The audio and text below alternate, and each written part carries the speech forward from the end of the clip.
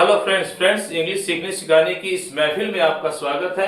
मैं हूं कमलेश शर्मा और आज के इस वीडियो में आप सीखेंगे कुछ ऐसे सेंटेंसेस को इंग्लिश में बोलना जो डे टू डे लाइफ में बोले जाते हैं या फिर सुने जाते हैं। जैसे तुम्हें तो बस जाने की पड़ी है, तुम्हें तो बस खाने की पड़ी है, तुम्हें तो बस फोन चलाने की पड़ी है, तुम्हें तो बस घूमने की पड़ी है, तुम्हें तो बस खेलने की पड़ी है। तो कुछ ऐसे सेंटेंसेस जिसमें आप बोल रहे होते हैं कि ये काम करने की पड़ी है। तो कहने का मतलब है तुम्हें तो बस ये काम करने की पड़ी है। अर्थात आप किसी व्यक्ति को ये कहना चाहते हो कि उस व्यक्ति को किसी कार्य की तल्लीनता ज्यादा है, अर्थात वो उस कार्य को ज्यादा प्रेफरेंस करता है कि मैं इस कार्य को करूं।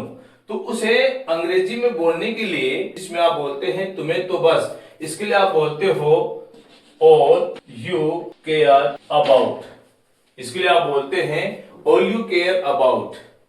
और इस प्रकार के कंप्लीट सेंटेंस को इंग्लिश में बोलने के लिए जिस स्ट्रक्चर का आप प्रयोग करेंगे वो स्ट्रक्चर कुछ इस प्रकार से है। सबसे पहले आप बोलोगे all you care about और उसके बाद आप बोलोगे is और इसके बाद आप बोलोगे वर्ब की फर्स्ट फॉर्म और उसमें आप लगाएंगे ing और इसके बाद अदर वर्ड यदि कोई है तो इफ एनी, अगर है तो लगाएंगे, अन्यथा ing पर ही हमारा सेंटेंस कंप्लीट हो जाएगा।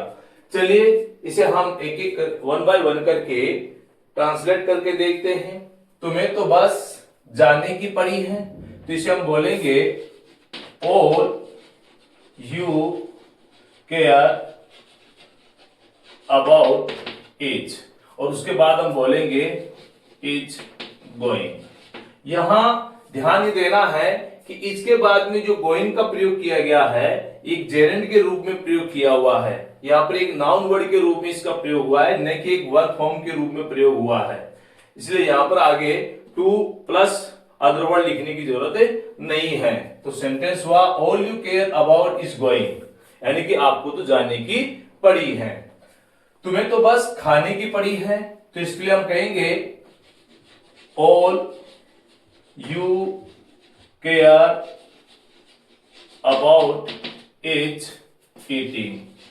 तो यहां हम बोल रहे हैं ईटिंग, तो all you care about is eating. तुम्हें तो खाने की पड़ी है, तुम्हें तो बस फोन चलाने की पड़ी है, तो इसके लिए बोलेंगे all you care about is using phone, यानी कि तुम्हें तो फोन चलाने की पड़ी है। तुम्हें तो बस घूमने की पड़ी है, तो इसके लिए हम बोलेंगे all you care about is going for a walk.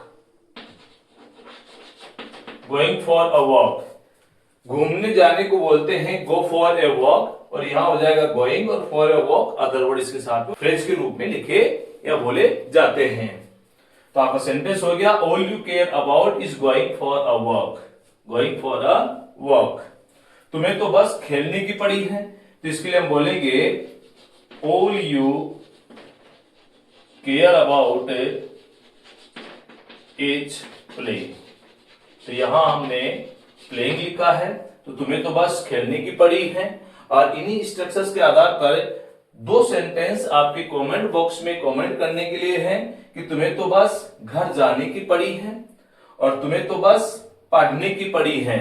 ये दो सेंटेंस आप इंग्लिश में ट्रांसलेट करेंगे और कमेंट बॉक्स में जरूर लिखेंगे और देखेंगे कि आपको ये स्ट्रक्चर कितना समझ में आया।